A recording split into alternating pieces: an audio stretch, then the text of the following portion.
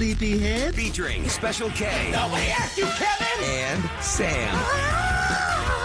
You've waited long enough. How the heck do you pronounce this woman's name? Roula. Macaroni cheese and hot dog. Ryan. I am the worst DJ ever with Eric. We're the champions of the world! 104.1 KRBE. Good morning. Morning, world. It's the show. It's the show. Hey, it's Roula, Ryan, Kevin, and Ahmad. Eric's out. Sam's out with her baby. And here we go. Another week, baby, in the summertime. It's Monday, June 23rd. No, is it the 23rd already? Oh, yeah. It's 23rd. 2025, 6 o'clock on the dot with the gang. And, just inching closer to the heat wave, I guess. Sliding into vacation season. Maud and I are hosting Pride at the end of the week, as in the parade. Oh, cool. Nice. Now, where are you going to be? And where does it start? Where does it end? How does it work? The map is on their website, which is Pride. Is it Houston Pride 365.com? Yeah, you can go to krbe.com/Pride365. It has all the details for you there. We'll be on the main stage. Is it downtown still right in the same spot, or they move it from where it was last year? No, Same it's spot? still there. Okay. Now, let me get this straight. There's only one this year, correct? Yes. Okay, because last year I believe there were two. There were competing ones, but just like the MLK parade coming together, the Pride folks have come back together as well. You know, sometimes folks splinter. They have different ideas. And then they realize, you know what? We just join our forces and make it massive. Everybody's there for the same reason. Right. So So it's all that I matters. know it's going to be hot, so they'll have cooling stations. They've opened up some indoor spaces in and around there. It is $10 to get into the festival, I believe, this year, so that they can. So Ahmad and Kevin can be Pay for the afforded to insurance. MC it. Right? No, we volunteer. In Houston, we volunteer for that. So thank you so much, Pride, for having us again this year. Absolutely. Are you guys announcing every float? Is that your Like job when to they make come it? by. Yeah, and your mouth gets dry by the end, but it Yeah, you got to you have manage. water. Hydrate, Yeah. hydrate, There's hydrate. this thing called, you can get on Amazon. I got it years ago when I first started doing radio. It's a little spray, and it's called Entertainer's Secret. It's really small, and it helps to lubricate your vocal It cords. moisturizes the vocal cords. Really? Billy Joel did that on stage. He took a shot at Madonna. He was Of on Entertainer's stage. Secret? Yeah, he was on stage singing, and he sprayed the stuff in his mouth. He goes, "Hey, don't worry, folks. I'm not sick." He goes, "This is an old trick. It's exactly what you just said." He goes, I learned it from Madonna." He goes, "It didn't help her very much, but he took a shot at her." I think it's probably year 3 of announcing Pride floats at Pride when we first started the show.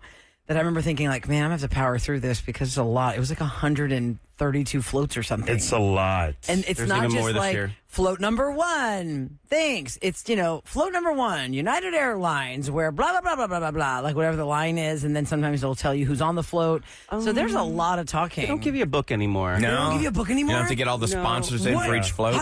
How do you So know you- who the float is? You just got to read the sign that they're holding up and pray to God. Oh, It's big wow. enough. Yeah. Oh my gosh, I'm worried for you. What if you can't see their sign? Mm-hmm. Oh my god. Yeah. Well, this is a message to anybody who's working on a float. Make sure you have a really big sign so Yep. Special K and Ahmad can see who you are.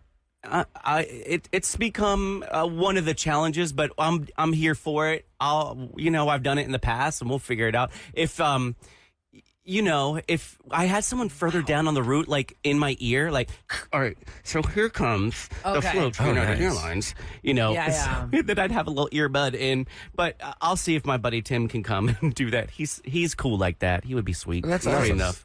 Put it in my ear. There was a whole debate. I think it was a week and a half ago. We didn't have time to get to it. There was some thread about are parades awesome or the worst things you could ever go to? It depends on who you ask and how early they got there. Because Right. think about it. If you want to go to the parade, but you're making a last minute game time decision, it's not like you're gonna have a prime time viewing spot, right? I mean, it gets really packed at most parades, but especially the Pride Parade. I feel like it's a party from starting at what time? What time is the Pride festival The start? festivities kick off before the parade. Yeah, the festivities are all day. I want to say they probably start around 10 o'clock in the morning, if not earlier. And then what's nice is if you get a VIP ticket, they have a designated viewing area for you with seats. Oh, that's good. Oh, So you can that's see- nice. That's very nice. Now, I do remember hosting this where y'all have the most baller bathrooms there. They've got these Roula, you remember? Trailers? The trailers. It was this is nice as my bathroom at home. I love it. It was so awesome. Maybe that was the first time I ever saw those trailer bathrooms. And then I had been to a couple of places like Powder Keg has those bathrooms, or people have stepped up their porta pot game. when they get those trailers out. That look like real. absolutely. Like at the rodeo, the restaurant has those really nice. Well, the restaurant's different. The restaurant, the rodeo, builds their own bathrooms, but I've seen some really fancy trailer porta potties at parties or some outdoor event. It's not just that blue box anymore. Most of the time, it is the green or the blue box. I think but everybody loves a parade, though. When I was a little kid and living in a very small town, that was like the highlight of the year. You'd love it. It's so much fun. And I know some people get a little jaded about parades. They think, just traffic and gets in the way, but I think it's awesome. The actual parade doesn't start till 7 p.m. at night, but the gates open at 11 a.m. for the festival hours. The festival goes from 11 a.m. to 6 p.m. At 6 p.m., they usually start shutting things down, and they send people out to the parade route. Like, all right, guys, you got an hour to find your place on the parade route. Right. And so I'm trying to see exactly where we will be. The streets are like Lamar and turn my head to the right. And turn my head to the left. Are you reading that from KRBE.com? Smith. Lamar and Yes. Smith. That's on our website, KRBE.com. Yes. Okay, good. So you get complete route or route, however you want to say it. So when the parade wraps, like when the last float goes by you, what happens then? I run as fast as I can to a booster awaiting in a car far, far, far away. Waiting to drive away with you. Yes. so I'm not funny. going to say it's the easiest to get out of there. The other situation was when we got off the parade, we were the completely other end of Houston. And you have to either figure out, well, okay, did I leave my car at this end smartly? Or am I going to have to figure out how to walk home from here or to man. clear? What was it, like 2 years ago? We got out of there really quick. I think you gave me a ride home or something. We got the But when it wraps, aren't there like Something you parties feel to like go you've won to? something. If you're at a crowded place and you got out fast, you feel like Right. you won. Yes, we got out. One of my friends went to Morgan Wallen for the first night this weekend, and she said this was like a last minute decision. She just went to NRG thinking, well, let me see what tickets are available. She got some cheap 6-level ticket, but she got such kick-ass parking. That was the Nice. biggest win of the night. She sent a picture giving a thumbs up with her daughter, like, we're out of here in like 2 minutes. That's the best. All right, listen, it's Monday morning already, and I don't know how many of you listening to us 6 o'clockers are already in this boat, but 1 in 3 Americans wake up already feeling drained before the day even begins. I don't have an answer to why this happens on a Friday night where I don't have to wake up to do anything. I don't have to wake up for the show. It's Saturday morning. It's fine. I will go to bed at like 11 o'clock at night.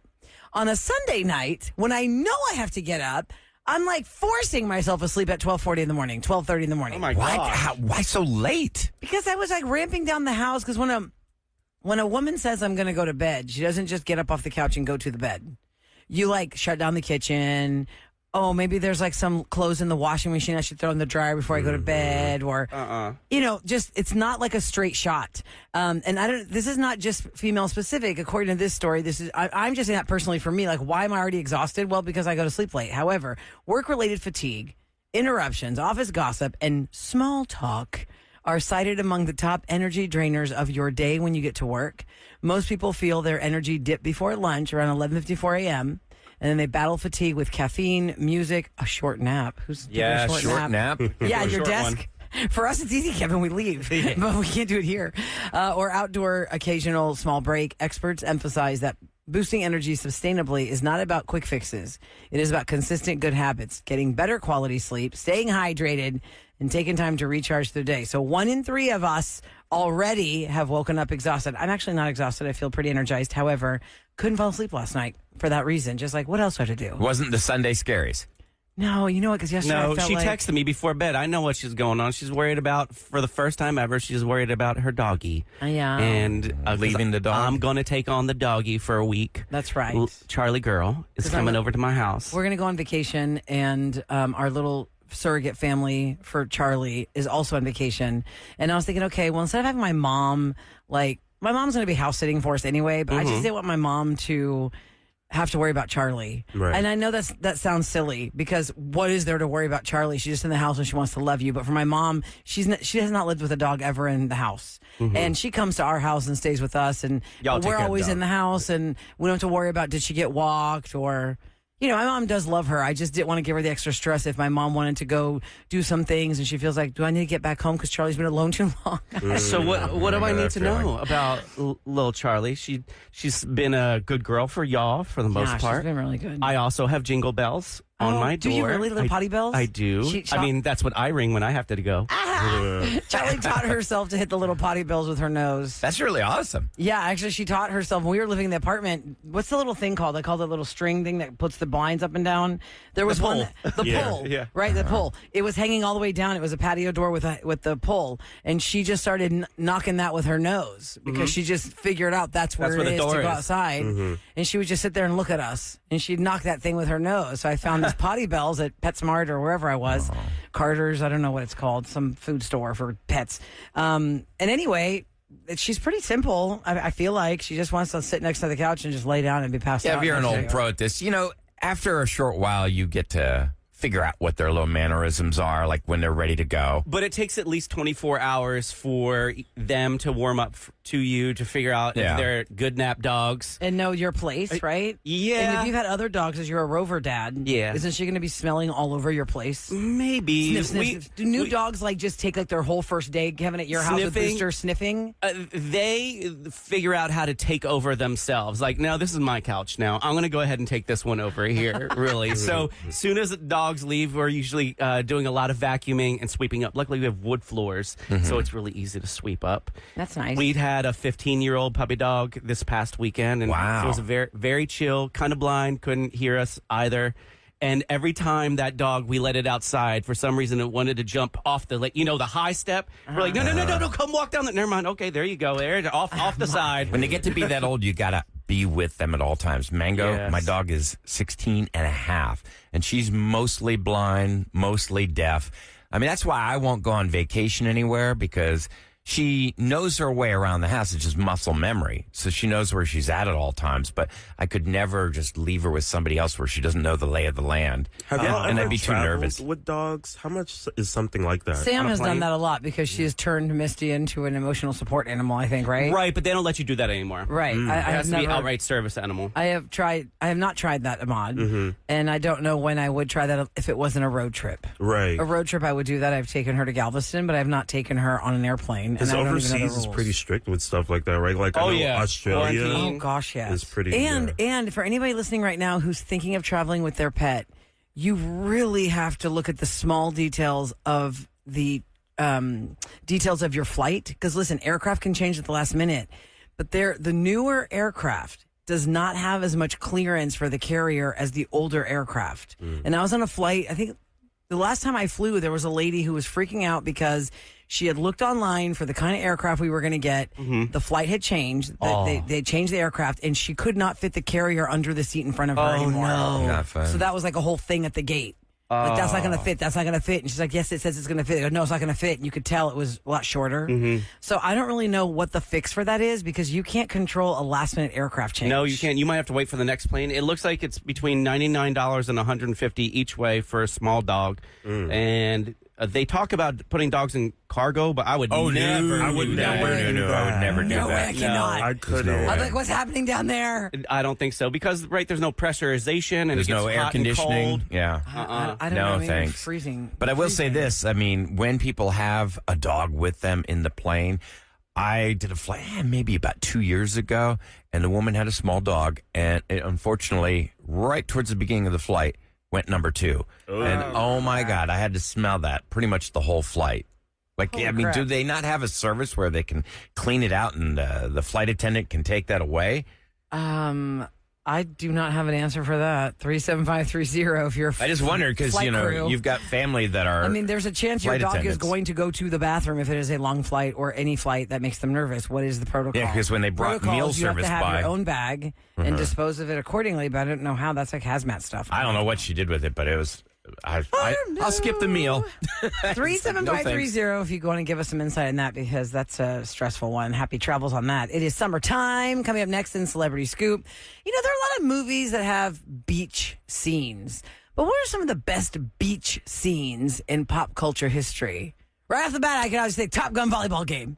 That's it. Top Gun volleyball game. That's all I can think of. Top Gun Maverick football game. Okay, what other beach scenes are top in pop culture history? We'll go over that. Here's your weather for today. We're going to see some sun, some clouds. It's going to be high around the low 90s, around 92, 93. Right now, 78 degrees, 6:14 on the Roula and Ryan Show with Eric.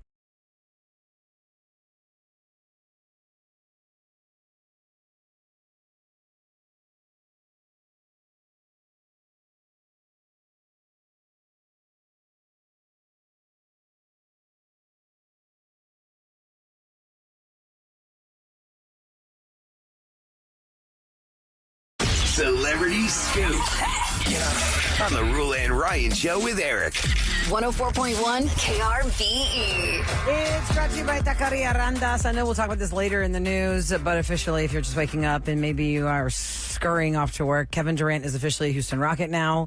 We'll be covering that in the What's Going Down in H-Town. But yes, the deal happened, and he's coming to the Rockets, friends. So we have another brand new Houston Rocket, Kevin Durant. I don't know how Eric's going to feel about what we gave up. We gave up Jalen Green, and Eric was always hot and cold about him. Well, he was cold on him last, so I don't think he'll be mad. And then we also gave up Dylan Brooks. So we'll see what happens. We'll see what happens. Yeah, for special kid, that's little. You have no interest whatsoever, I know. Little. Okay, it is summertime.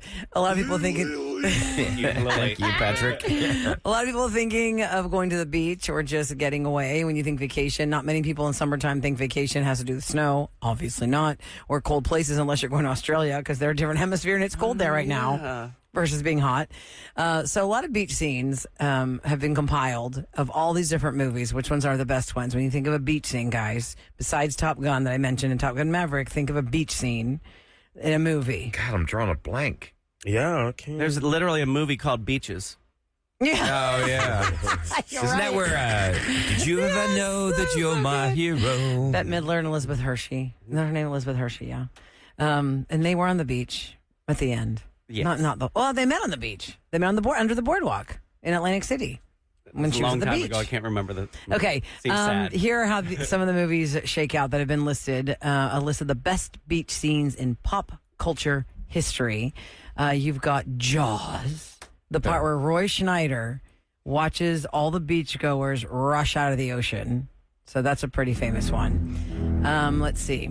The Notebook. If you're a bird, I'm a bird. With Rachel McAdams and Ryan Gosling when they're on the beach. I kind of think of this is more like the lake part because when you look at I didn't remember the lake. I don't remember a beach. No, they're on the beach because she had different swimsuits. But I remember the lake one is where it started raining when she came to visit after they'd grown up, and then it starts raining, and that's like with the poster scene of the movie. But that wasn't a beach. The beach scene was earlier in the movie. Point Break from 1991. Oh, yeah. You've gone too far, Brody. The final scene where not Patrick know Swayze that. rides a killer wave. What? Yeah, Keanu Reeves Break? and Patrick. Oh, it was about surfing or something? No, they were bank robbers. They were, Okay. they always wore masks of presidents, but during the day they're all about riding the perfect wave.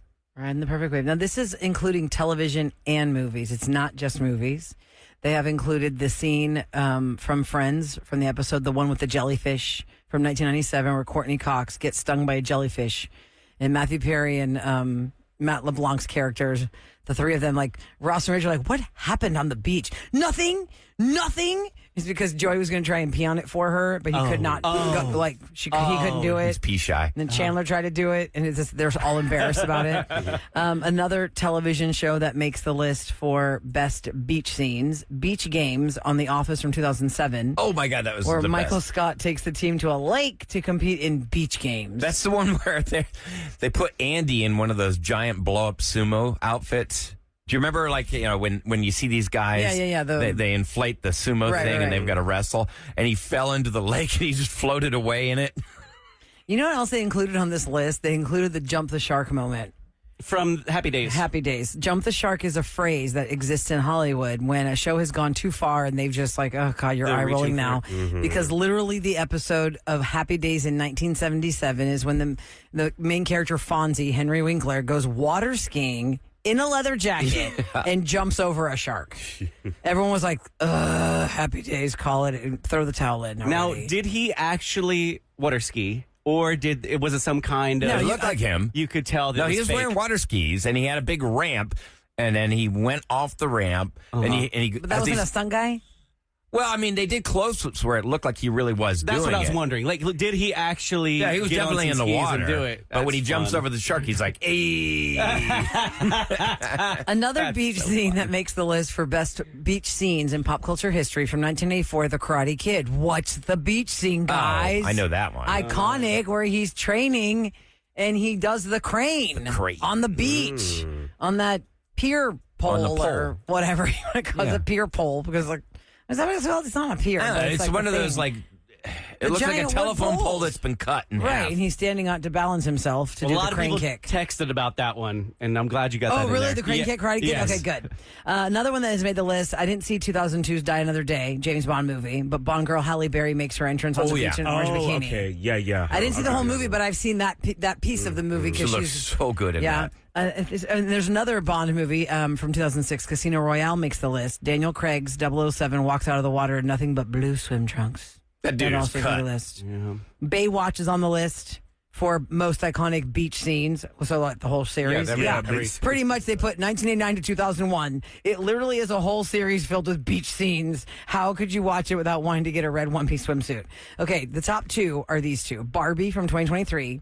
There are multiple beach scenes. Oh, yeah. But it is the beach off between the Kens and the real world, and then the real world scene. So there's the beach off between the Kens, where it's all just Barbie world, and then it's when Barbie and Ken go to the real world in those fluorescent outfits with the biker shorts and the matching, hair scrunchie and all that. Those are two moments. But they have the number one thing they put on here on this list is from 1953, and it's something everybody has seen, but I don't think a lot of people have seen the movie. Oh, I think I know. Is it where the seaweed's all over them and they're laying in the... It's not Seaweed Allure, but 1953 is from 53. From here to eternity. You've seen this scene, Kevin, but you probably haven't seen the movie. The waves come crashing over them. Two actors, Deborah Kerr and Burt Lancaster, and they are laying down in the sand on the shoreline where the waves come up, and they're making out. That was like super risque back then. Okay, yeah, I see God, but they've used that in so. They even recreated that in Shrek too. In Shrek 2, they have that happening because they have the waves crash over Shrek and Fiona, and then the Little Mermaid shows up, and so Fiona picks her up by the tail and throws her back into the ocean. Oh, my God. Now I remember why I'm saying seaweed. Do you remember the movie Airplane? And I do. They parodied that. Like he's making out with her on the beach, and the waves come crashing over them, and when they waves retract back into the ocean, they're covered in seaweed. Here's an awkward one that made the list, but it wasn't very high up. We're talking about iconic beach scenes in movies. You're thinking of things I just talked about, like, but Saving Private Ryan's in there. Hello. Storming the beaches at Storming the Normandy. It was beaches. so horrible to watch that. And you don't really want to put that together. Fun beach time. But yeah, that made the list because it's an iconic beach scene. It is real life of what it was like to storm the beaches on D-Day from 1998, Saving Private Ryan. So those are some of the most iconic beach scenes in history. All right. If you have a lot of children, you better be able to name them. In the next hour's Celebrity Scoop, Nick Cannon is under fire from forgetting some of his kids' names. What's he got, 11? He's got 12. 12? He's got 12. Hey, you there. Whatever your name Hey, is. sport. Hey, champ.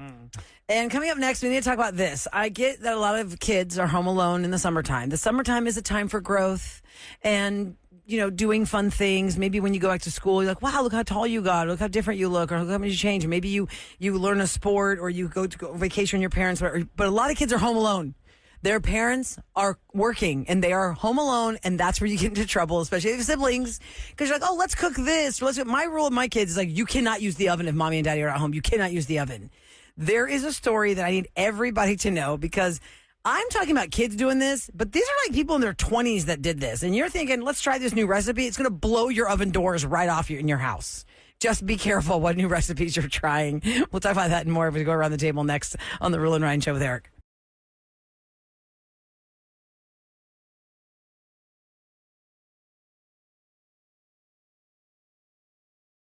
It's KRBE. The Roula and Ryan Show with Eric. Okay, we are here for you in the summertime to give you something to do, give you some ideas. I know a lot of people are working. Their kids might be home alone, siblings babysitting siblings, and that's where the trouble starts. Think about the things you did when you were growing up. You were left home alone. Sometimes it's good, sometimes it's bad. And I was thinking, man, some kid's going to be... I don't know about you guys. I know you guys don't have kids in your house or are constantly trying to cook, but this is a big deal. Every time my kids have a visitor or they're just going to be home all day and they don't... Mommy, can we bake something? Mommy, can we make something? I think it's great they want to, but I will not let them use the oven when we're not home. No, that I makes want to make sense. sure that they're safe. But this is the kind of stuff that I could feel like me and my 4 siblings, when we were home alone, would be like, we could do this. And then we blow the house up. But you have 2 teenagers now, right? No, just one. Okay. One's I mean, almost close, but I still. feel like I saw her the other day. She's taller than me. She'll be fine. Yeah. She can fire up a roast. Yeah, don't forget, my oven's crazy, though. My That oven's is true, crazy. true, I got that true. crazy fancy oven that never cooks anything right. No, What is this? burns our pizzas constantly. Okay, go. so there's a story about a tequila-soaked turkey recipe. Now, this recipe, it says, you can easily find it online with a quick Google search. I can't find the one that these people used, but they soaked the whole turkey in straight up tequila. I feel like that's a waste of tequila. Well, you don't Yes. buy the super expensive tequila for that. Because I was looking at how to brine a turkey with tequila, and there's this whole one with using reposado tequila and all these things, all these Jeez. spices. Oh, it sounds great. Okay, whatever. Well, we don't have the exact recipe that these people used in this story, but it was a tequila-soaked turkey.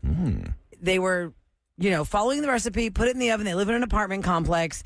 It had only been in the oven for 8 minutes when they had to call 911 because it blew the door open from the oven. My God, how much tequila did they use? Exactly. The firefighters that showed up used a thermal camera to check the oven, and blue flames shot out. There was so much tequila in that turkey that the vapors accumulated in the oven, and they just weren't venting enough and became explosive when exposed to oxygen.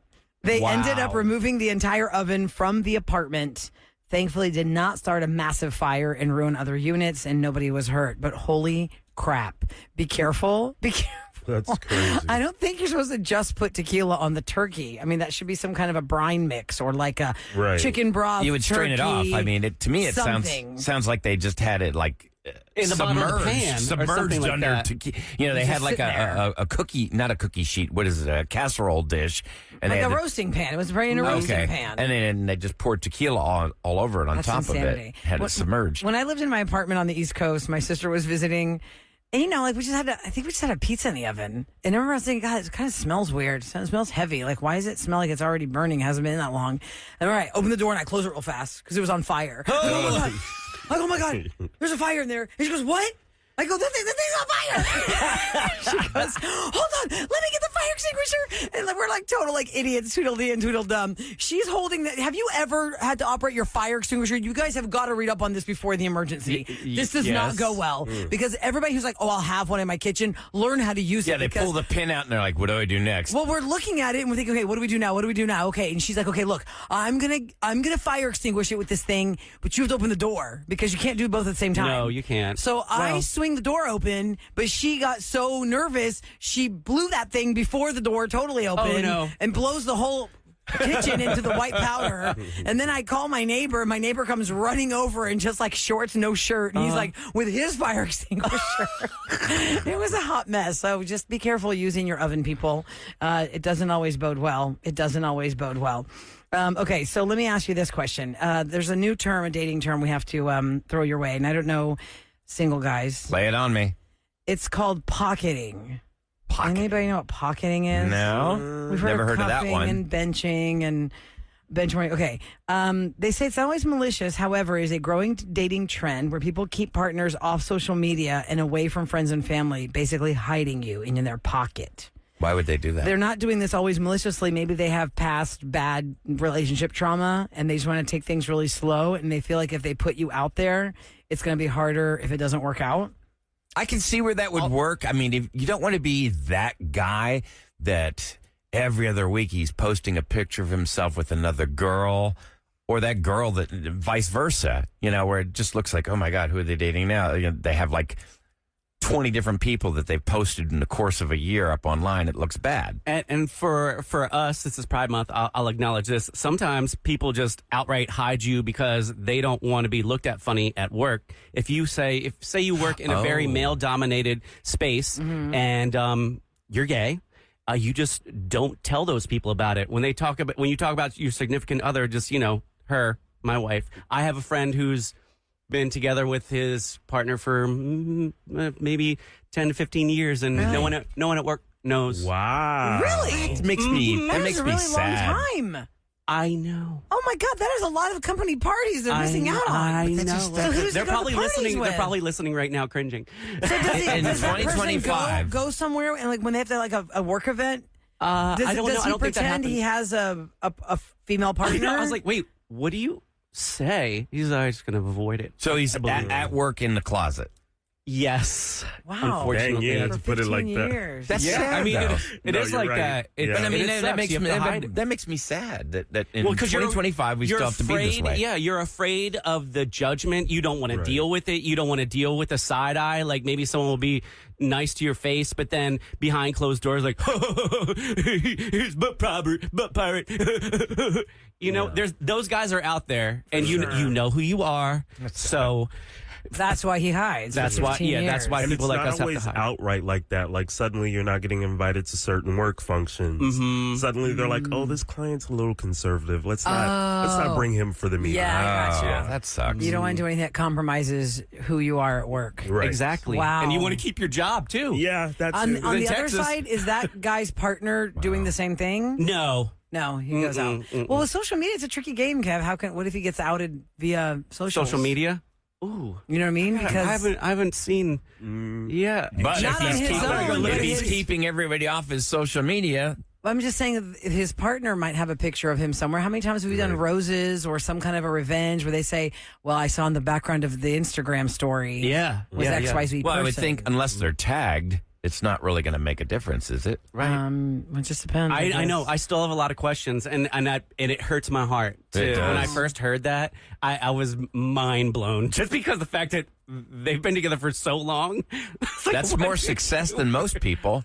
That's a good Yeah. question we could ask after 7 o'clock. Like, it doesn't have to be a gay relationship, but just in general, people are being pocketed and hidden away because Yeah, they're how just you not hiding ready it? to- Yeah, why? Who are you Why? hiding and why are you Yeah, hiding and them? why? Well, For right so now it's time long. for this. Hey, yo. It's time for What's Going Down in H-Town on the Roula and Ryan Show with Eric. 104.1 KRBE. Well, there have been rumblings, and it happened. The Houston Rockets landed Kevin Durant from the Phoenix Suns. The Rockets gave up two starters, Jalen Green and Dylan Brooks. So this trade will slot Durant into the lineup as they look to build off of a 52-win season at the Western Conference's number 2 seed. Here's a clip of Kevin Durant being interviewed at Fanatics Fest in New York right when the news broke that he had just gotten traded. Like, this happens all the time, right? I mean, of course he knew it was coming, but the news broke while he was at Fanatics Fest. Here's the audio. I mean, they asked me where I wanted to go. Some of my destinations, I gave it to them, and here we are. Is there another one where he's talking to the Houston Rockets? That was short and sweet and to the Sorry, point. I thought you said you wanted the Here short we one are. and the That's long okay. one. You could do that one. You could do the next one, too. Here's Okay, more of here what we he go. said. Anything new? Anything you want to tell me? Everything's been pretty solid, pretty much the same the last couple weeks. Can I introduce you for the first time ever, maybe, as Houston Rocket Kevin Durant? That would be very fitting right now, yeah.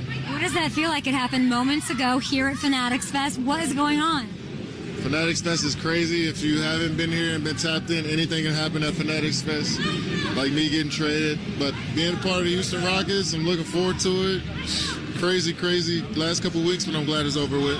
Kevin, I watched you. You didn't find out then. You knew before, right? I had an idea, but I didn't know exactly when it was going to happen. So I'm glad we kind of did this on stage. It worked out. Fanatics Fest deserved to have that moment. All right, that's He going to said be he fun to gave a watch. list of places where he wanted to go. Houston was one of them. But he had a hand in the trade, Yes. so he made it very clear he wanted to go to the Rockets. So, welcome to H-Town, Kevin. Let's cross our fingers it works out. All right, listen. Beyonce's going to be here this weekend, and we've got your chance to go see the Cowboy Carter tour, but also go with the right pair of boots on. We are giving you a chance at 7 a.m., 11 a.m., 2 p.m., and 4 p.m. to get the code word where you need to text us, where you score a pair of boots from Texas Country Western Boots and become a finalist for the Beyonce tickets. Oh, we are just minutes away from that. We'll do it next on KRBE. From the